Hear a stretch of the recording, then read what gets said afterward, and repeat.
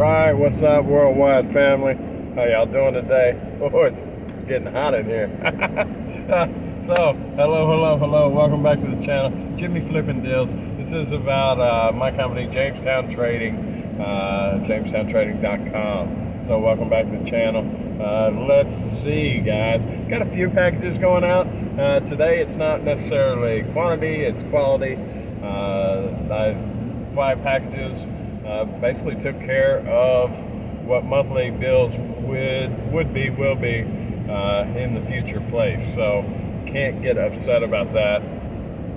I may be pressing the gun with that. I believe that I mentioned I was looking at a warehouse, looking at having a warehouse built, looking at buildings, looking at had trailers to bring into the property. I mean, there's so many avenues, but the bottom line is I'm running out of space.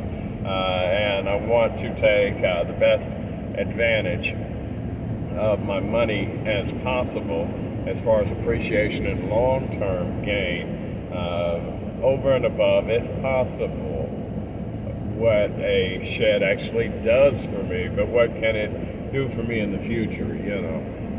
Whereas it just to say if I bought and this is excuse me, I may have jumped straight into it. This channel is about my reselling journey. It's not always about reselling. It's about the moves that I'm making in order to better suit the resale business. And like I say, I am out of room in my house for a part-time gig. And if I buy a shed, I can buy one that's not attached to the ground, and I get absolutely nothing back as far as future sellability. It is something that's going to depreciate over time and is not grouped with the house as far as value. Even if I do a concrete foundation metal building, I add very little value, long-term value to the property. So I can put $40,000 onto a metal building. It might raise my house value by $10,000. So in essence, if I were to do that and build a really decent sized building, I was thinking 25 by 30. Yeah, I'm not wearing my seatbelt today. 25 by 30. I would in essence lose $30,000. Now I would get the functionality of it being at the house and the ability to do more, which means more. I get all that, but those things don't change if there's a better solution available, which is for me buying a house, a second house for Jamestown Trading.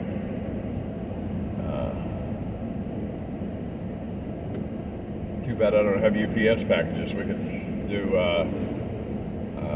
chase the UPS guy again. I thought that was fun. Actually, it still gets views too, but either way.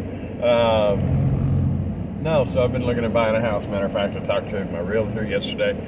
Super cool chick, and also talked to the guy that ran the finance on my last house, and sent over some examples of what I was looking for in the area to my finance company to see if those ideas could work out, you know.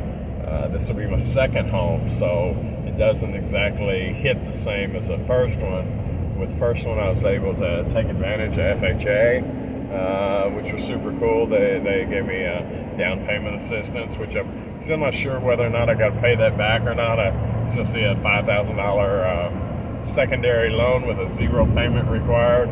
But my understanding from the finance company way back when was after 7 years that'll drop off. The finance company seems to think, yeah, I don't think it's dropping off. Like, ultimately, by the end of the note, you'll have to pay.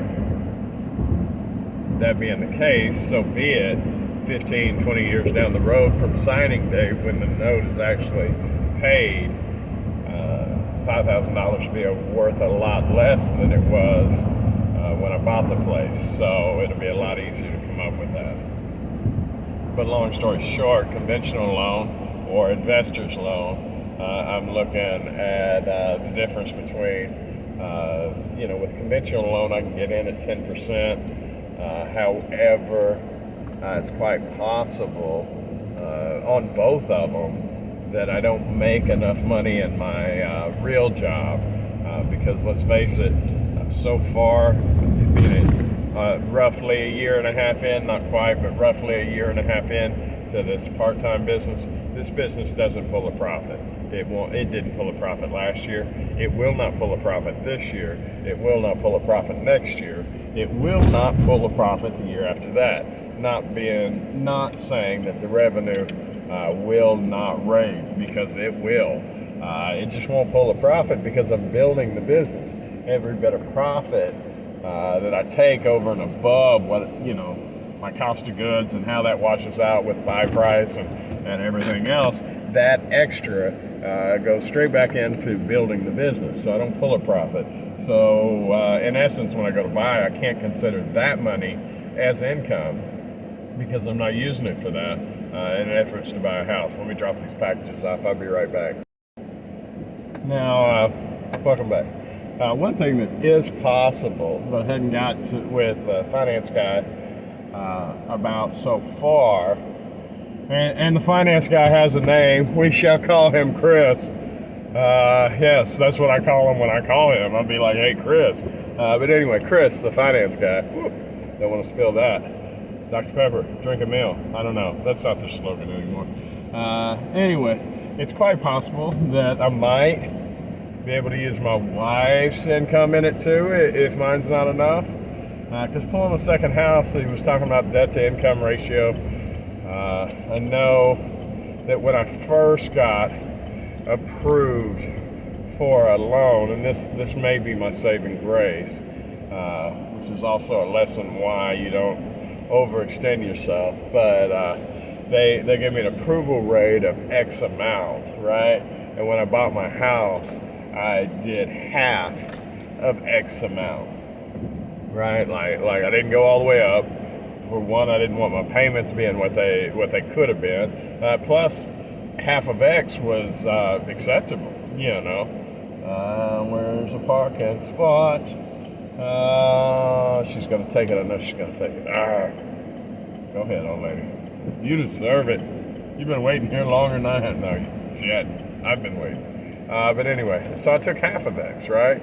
So maybe I still have room, because I'm also, the house I'm looking at would basically be half of X too. Go ahead.